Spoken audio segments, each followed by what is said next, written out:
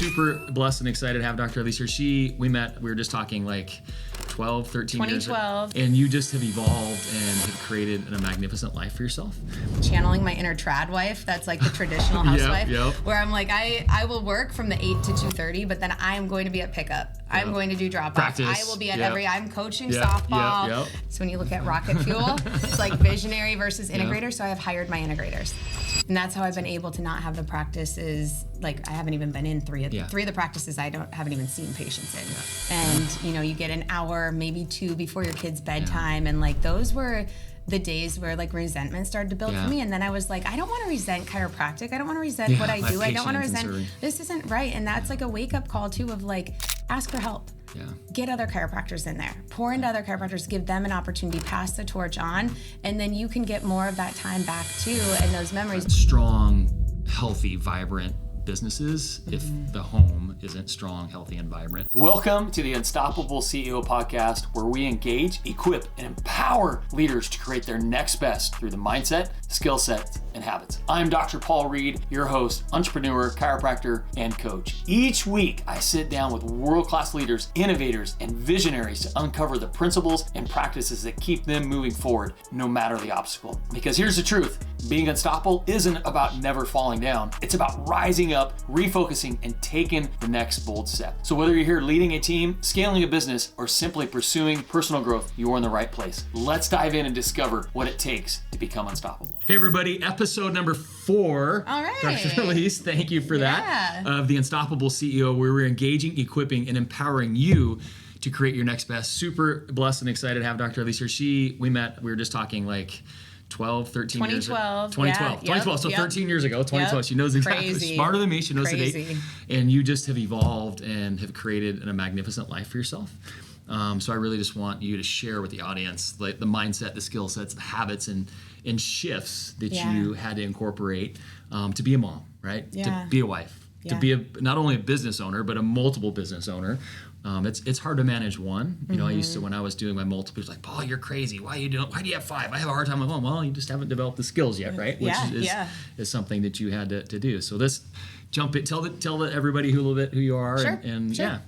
Yeah. Well, I'm Elise Rigney, so I am in Colorado. I was going to say I practice in Colorado, but I'm not in full-time practice right now. I have 4 practices, very much in like the leadership mom mode too. My kids are 5, 7, and 10 right now. Gosh, so like we just hit, we hit this place where it's like, I said this on stage, but I'm like, I'm channeling my inner trad wife, that's like the traditional housewife, where I'm like, I will work from the 8 to 2:30, but then I'm going to be at pickup. I'm going to do drop-off. I will be at I'm coaching softball. And so like I am very much in the go time after school, the Sundays meal prep, because you're going to be chaos all week. And so I think, it's just a different season of life right now. And so it all goes back to, I'd say like the beginning, the principles too, when I first got into chiropractic. So I went to chiro school, started as a CA though. And it was such a blessing being a CA before chiropractic school, because I already was around principled chiropractors. I had 3 bosses, so it was 3 owners of the one practice. Okay. And I got exposed to like the David Singer. Do you remember that? Okay. Dave, So I was a CA going to David Singer, and then I was at Maximize Living, and it was like I was in all of these as a CA. I don't know. I'm just soaking it in. Everything. And that's one of the things I think like I'm still friends with like everyone. I don't care what group you're in. I don't care like what we do, right? Yeah, but some people get into all the click stuff, and I think that has gotten me really far in chiropractic. Is like there's certain groups I'm in, and I'm like, this is the best place to be for care planning. This is the best place to be for business, leadership, whatever it might be, right? And it is looking at who you're learning from, because we were just talking about you and your seasons ahead of me, where now you have exited your practices. You're still serving chiropractic at an insane level for pennies on the dollar. It's not about the money. It's about the currency of passion and purpose. And so I love to look ahead at like Janice Hughes has actually been a coach of mine for 8 years. Cool. She's so undercover, you know, like she's been around a long time. A long time. And so like decades. That's like my sometimes I feel like that's like my secret sauce of like I'm not having to be out here and like be, I don't know, just at the coaching I used to see it. Now it's like I've got Janice Hughes in my pocket, who's slightly a therapist for me too. For having 3 babies, getting through all of the journeys of that plus practices. And I think it's just been going back to like certain principles too of like surrounding myself around people who are steps ahead of me and quite a few steps. And vision is I'm a visionary. Yep. So when you look at rocket fuel, it's like visionary versus integrator. So I have hired my integrators. Awesome. And that's how I've been able to not have the practices, like I haven't even been in 3 of the practices I haven't even seen patients in. Yeah. And so we've been able to have like that brand consistency too, because it's about chiropractic. Yep.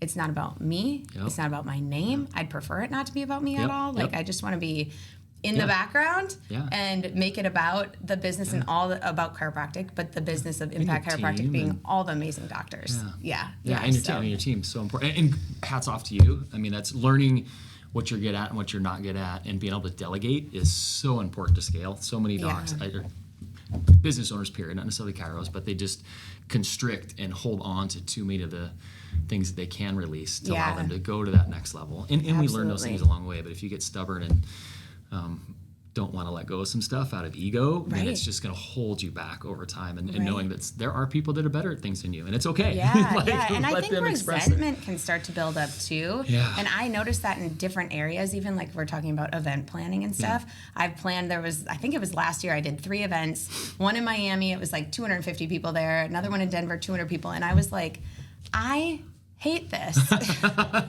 Why am I doing this? And then you get to the end of the event, you're like, this is awesome. I do it. But all the contracts ahead of time and all of that, you're like, oh all my gosh. Yes. Exactly. But I feel like it was like, because I was doing it all. I was, like I had one executive assistant was helping me behind the scenes with that stuff. And I'm like, the resentment builds up when you're the one doing all these details that are not your area of expertise anyway. So it is finding the right people, trusting them, and allowing them to do what they're best at. And why would you want to be the best at everything anyway? Side subject that I pulled out of here, nothing to do with leadership, but to do with relationships and motherhood. I want to encourage, my wife and I just had this conversation today about, we had a neighbor that their son is now able, they switched schools, and so from a private school to a public school, and so now he's catching the bus, and they were like almost bragging of like, oh, freedom, like he's taking the bus to and from school. And my wife came home and she's like, I have some of the best memories of those car rides for those years until they started driving, of taking them and having an insight to really what's going on at school and in their life, because you had that 10 to 30 minutes in the car. So I want to encourage you, keep that as part of your rhythm. It's just, you'll look back now that ours are 23 and 25 and married. It's like, man, those are she's like, those are some of the best connections, precious special moments. And I think when you're in the grind and in the hustle, so like if you're a chiropractor listening to this and you're in it, you are in it, and you're getting home late, and you get an hour, maybe 2 before your kid's bedtime, and like those were the days where like resentment started to build for me. And then I was like, I don't want to resent chiropractic. I don't want to resent what I do. I don't want to resent, this isn't right. And that's like a wake up call too of like, ask for help. Get other chiropractors in there. Pour into other chiropractors. Give them an opportunity. Pass the torch on, and then you can get more of that time back too, and those memories. Buy back your time, right? I think it gave buy back your time. I think it gave me that appreciation for things like drop off, where I will have friends who are complain about having to do that sort of stuff. Like we're talking about, or complain about like, oh, we're so busy with all the sports. I'm like, there is nowhere else I want to be than in this washed up Bud Light camping chair at this softball game right now. Like, this is where I want to be. I'm doing a doubleheader tomorrow for my daughter's softball, and I'm like, this is where I want to be. And I think, in 2035, I'm like going to be so grateful I was here for these moments. So fast. And that's not to stay on the subject. And those folks were it was almost like a celebration for them, and it was sad for us to see them not want to, because it does go fast. And then I remember I was jamming with traveling and speaking and building this actually, and as my son got towards high school, and somebody's like, yo, you have like 48 more weekends with him. I'm like, stop, holy crap. Before he goes to college, right? So when you take it from like, oh, it's whatever, to like 48 days, oh crap, like I got to get my stuff together and prioritize what's really important. So I was at a seminar once, and this guy had us like draw 76 boxes on a piece of paper, because that's the average lifespan for a man, I think, in the United States. I don't know, something like that. And you cross out all your age, and you see how many are left. And then they, like you go through this whole process of like, you've got this many boxes left. What do you want to do with them? Now you're on your last box. What are you doing that last year? Now you're on your last day. Write down what you're doing. And what I wrote down on my last day were things I can do right now. I was having coffee on our porch with my family. I was like snuggling in bed with all the kids are in the bed and we're just cozy, chilling. It's like, laughing, and I'm giggling, like, this is, farting, right? And then I think we have a great meal. And I'm like, this can happen right now. This isn't when you're given a certain amount of time to live or whatever, this is your last breath. Like this is today. This is now, because every moment matters. We're not promised tomorrow. And we've seen that more and more in today's world. So yeah. But the drives are it. Like if you have kids or you don't have kids, but we have rituals in our drives. So we have Snoop Dogg's affirmations. That's awesome. And Good Day by Nappy Roots is like, it's almost would be bad luck if we didn't listen to that song. And then we've got a Christian song that we're into Forrest Frank. That's what we're into right now. Which is amazing. So we've got jams. Like the whole, and then, cool. But I did have some parent psychologist, someone I read once, say the car is where you have, like with anyone, but definitely with kids, and then once they get into the teenage years, of where you have the tough conversations, because they don't 100%. Have to make eye contact with you. They're that's a great point, because they're in the back or beside you. Where they always are. They're looking out the window, chill. They're not seeing your facial reactions really. And I've always thought like the car is kind of a sacred place. To be able to. Hey, Dr. Paul here. If you're enjoying this episode, give us a follow, check us out on social, and see the show notes for more information on how to connect with me. I just think that rapport that you're building with them carries on.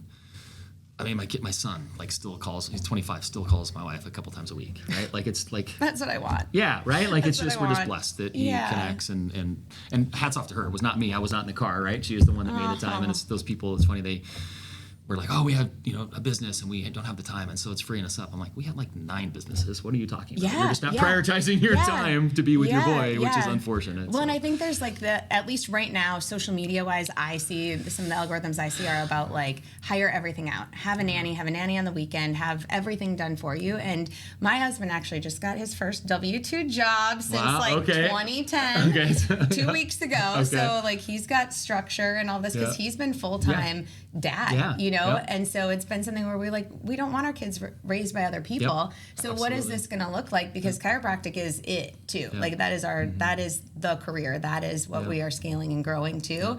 And so I think just there's so many different options out there. Doesn't even totally matter your gender roles per se, because we've had such an untraditional role, but also it's like I was home birthing, I was breastfeeding, he would bring the babies to me. My husband's a chef too, by the way. Why would I cook? He went to Le Cordon Bleu. Why would I cook?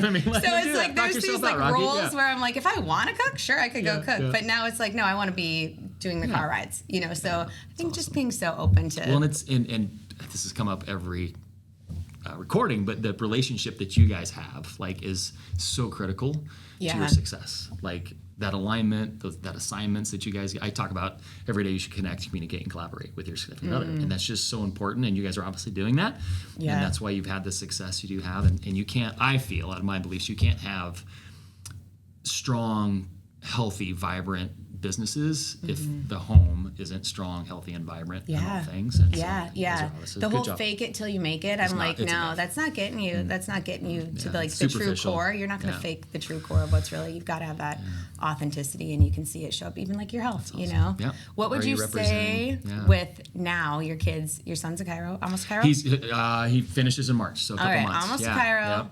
Just got married. Yep, 2 weeks ago. That's crazy. So we are always like big picture vision, and we wrote this vision for our family. I think it was 20. We just did it a year ago. 20 years from now, like what do we want our relationships with our kids to look like? And we just visioned out that whole exercise. Awesome. So now you're not quite 20 years ahead of me with your kids, but at least 15, I guess, somewhere right there. My oldest is 10. What would you say, like, if you had 23? So 13 years. If you had your top, like, the choices we made, like these 3 choices are why we have the relationship we have with them now. I mean, I think integrating them to everything you do, let them fail and come to you and figure it out. Don't beat them up for failing. Kind of the fall and get up scenario. Like, we did not coddle or helicopter them. Like, we let them figure it out, and that communication and rapport that we had from those car rides and the open conversations at the dinner table and on the couch about friends and the mistakes they're making and all those things, just allowed us to encourage and support them. And then I think first and foremost, leading by example. Like, let your word be your word and your actions be your actions. Don't let them see you do something that you told them the opposite to do, because they're mirroring and modeling and gonna follow exactly what you guys are doing. They all become a little bit a version of us, right? Look at you see the it, chiropractor right you there. See it as they and you know, I was like super intentional with my affection towards Heidi, super intentional the way I communicated, and my tone with her around like all those things that. The way I would want my daughter to be taken care of, the way I want my son to communicate to a woman, like just all of those things. Probably above all is just that, just like they're watching whether you think so or not. I mean, I remember being young and dumb and made like Logan had knocked his teeth out, and so we just had him repaired, and we were all laying on the floor, and Haley wasn't paying attention. She threw the dog's bone up, and Logan didn't see it and hit it and knocked his teeth out again. Like 2 weeks later, I lost him. I'm like, Haley! And she, to this day, I mean, I apologized immediately. I was acted out of emotion instead of, just being those moments too. But it's like when you catch those moments too, changing from that. 100%. It's like using that as a lesson and leaning into it, not like judging and it's like it's just not repeating. 100%. We all screw up. Nobody's perfect, and like, I'm sorry, honey, I screwed up. I should not have yelled. There's no reason to lose my temper like that. I just for Logan, I was up, So it's And now, so your son's is going to be a chiropractor, and is he going to practice similar to you, or is I think that's what he wants to do. What is this journey? Because I feel like at ChiroFest, I've seen a lot of now grown, families, kids who are now chiros, and some of them practicing a little bit different than the way their parent practiced, and in different groups. And I'm like, I just love this evolution of the parents allowing, like, you're jiving with network chiropractic, and I was CBP, like, that's fine. Yeah, 100%. That's fine. And he says that now that he wants to model, but you evolved, right? We all evolved in our career. Like, mine changed a little bit. I kind of had an idea, but he'll grow and expand and find his way. So, do you think he'll come up here? And I don't know. I think so. So you didn't have the pass off of your practice. Yeah. So now he would be like on his own. Do you think he'll start up, or do you think? Yeah, he wants to start up. Yeah. Okay. Yeah, that's what he's saying now. I mean, he's got you right there. He wants to go for it. He's Yeah, got the he wants to go for it. Connections all around. Yeah. So he wants to go for it. So we'll see that. That's exciting. And his wife just got a job back here, so I think that will encourage them to stay here. Is she a chiro? No, she's a speech and got her master's in speech and pathology. Sweet. So she wants to work with littles with their speech stuff. So that's cool. Yeah. Well, thank you for your time. I appreciate you. Thank you for serving chiropractic. Thank you for being an awesome mom and wife and husband and leader and all those things that you are. And thank you for everything you do to bring this to put all of this on too. It's really incredible. Cool. If you guys haven't been to ChiroFest, this is it. This is cool. Well, thank you. I'm impressed. I'm very impressed. It's great. Well, spread the word. Get people here. Yeah. So I appreciate it. So, all right, everybody. Thank you for listening. Dr. Paul Reed with the Unstoppable CEO. Dr. Elise Rigney, we appreciate you to engaging and equipping and empowering you to create your next best. Hey, thank you for tuning in this episode of the Unstoppable CEO podcast. I hope you're walking away inspired and equipped with new insights to fuel your journey. Remember, unstoppable leaders don't wait for permission. They take massive action, build habits, and create their next best. If today's conversation added value to your life, share this episode with a fellow CEO or leader who needs it. And don't forget to subscribe so you never miss any chance to grow with us, and check out our show notes or podcast subscription for resources to connect with me and take your life and business to the next level. Until next time, stay focused, stay faithful, and keep moving forward to become unstoppable.